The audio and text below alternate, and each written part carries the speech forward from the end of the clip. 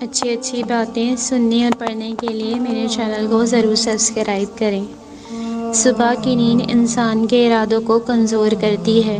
منزلوں کو حاصل کرنے والے کبھی دیر تک سویا نہیں کرتے۔ اچھا سوچیے، اچھا بولیے، کہ بدگمانی اور بد زبانی دو ایسے عیب ہیں جو انسان کے ہر کمال کو زوال میں بدل دیتے ہیں۔ آپ کا ماضی آپ کے مستقبل کا فیصلہ نہیں کرتا، بلکہ اللہ فیصلہ کرتا ہے، تو اس پر بھروسہ رکھیے۔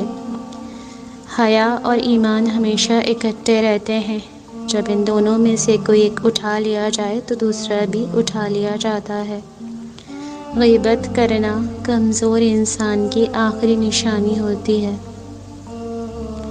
نبی اکرم صلی اللہ علیہ وآلہ وسلم نے فرمایا، تم قیامت کے روز اپنے ناموں اور اپنے باپوں کے ناموں سے پکارے جاؤ گے، لہٰذا اپنے اور اپنے بچوں کے نام خوبصورت رکھا کرو۔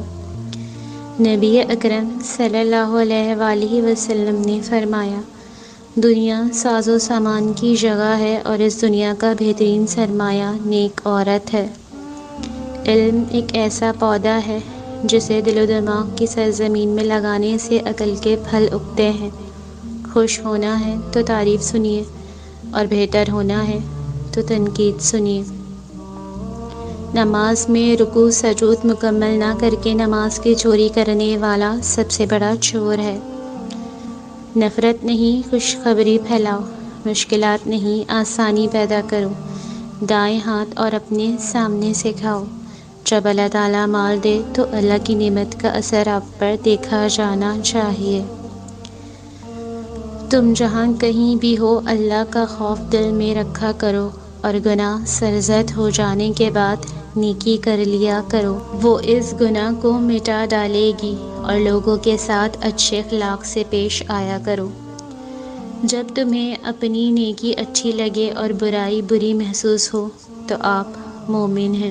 ہمیشہ کیے جانے والے اعمال اللہ تعالیٰ کو محبوب ترین اعمال ہیں، اگرچہ وہ تھوڑا ہی ہو۔